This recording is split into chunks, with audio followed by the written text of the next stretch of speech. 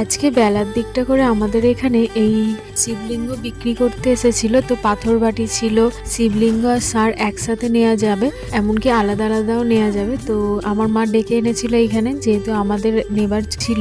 কারণ আমি কিছুদিন আগেই মাকে বলছিলাম, মা শিবলিঙ্গর আমাদের বাটিটা খুব ছোট হয়ে গেছে, তার জন্য এই লোকটার কাছ দিয়ে আমার মা দেখলো বড় বাটি আছে। তো তার জন্য এখানে মেপে দেখালো লোকটাকে যে আমাদের যে পাথর বাটিটা ছিল ওইটা একটু ছোট মতন ছিল, তাই মাপের ঠিক করে একটু বড় দেখে নিল, যাতে জল ঢাললে আর কি জলটা বাইরে না পড়ে যায়। আর মাকে আমি অনেকদিন ধরেই বলে রেখেছিলাম যে মা, ফোনেতে যে ছাতুর কচুরিটা দেখেছি তুমি আমাকে কিন্তু বানিয়ে দেবে। তো মা বানাবে বানাবে করে হচ্ছিল না, তো আজকে মা বানাবে বলেছিল, তার জন্য এখানে দুপুরবেলাটা করে মা ময়দাটা মেখে রাখলো। মা বললো ময়দাটা মেখে এখন ফ্রিজে রেখে দিই, তো রাত্রির বেলা মানে সন্ধ্যেবেলাটা করে ছাতুর পুরটা বানাবো।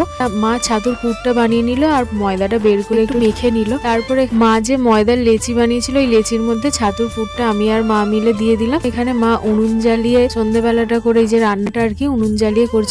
আর আমাদের এখানে না এই কদিন হলো বেশ ঠান্ডা ঠান্ডা পড়ে গেছে, তাই মাকে বললাম মা উনুনটা জ্বালাও, বেশ একটু গরমও হবে। আর আমাদের এখানে যেহেতু মাঠের মধ্যে বাড়ি, তার জন্য একটু ঠান্ডাটা বেশিই লাগছে। মা বলেছিল হ্যাঁ উনুন জ্বেলেই আজকে রাত্রিরে রান্নাটা হবে, তো ঘুগনি আর কচুরি করবে আজকে রাত্রিরে। ও যেহেতু এই শনিবার আর রবিবারটাই আমার সাথে দেখা করতে আসে, কারণ প্রত্যেক দিন ও ডিউটিতে থাকে, তাই ও আসতে পারে না। শনিবারটা ডিউটি করে ও তারপরে আসে দেখা করতে। তো আজকে ও কি খাবার নিয়ে এসেছিল, আমি বারণ করেছিলাম যে আনতে হবে না, তার সত্ত্বেও ও এনেছিল খাবারটা।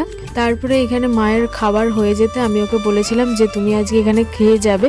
ও বলেছিল যে আমি তাড়াতাড়ি চলে যাবো, তার জন্য মা এখানে কৌটোয় খাবারগুলো ওর গুছিয়ে দিয়েছিল। আর আমার শাশুড়ি মা ব্যাগে করে কুলেখাড়া শাক, তারপরে ফল, আরো কি সব টমেটো, আরো আটা ফাটা এইসব পাঠিয়েছিল আমার শাশুড়ি মা। তো মা ব্যাগটা খালি করে দিচ্ছিল ওকে খাবার জিনিসটা দিলাম। তো ব্যাগটা নিয়ে ও যখন এসেছিল আমি ওর হাতটা দেখেছিলাম, তো আমি বললাম কি করে হাতটা কাটলো। ও বললো কাজের ওখানে হাতটা আমার কেটে গেছে। আমি বললাম যাবার সময় তাহলে মলমটা নিয়ে যাবে, তো ওই মলমটাই নিতে ভুলে গেছিল।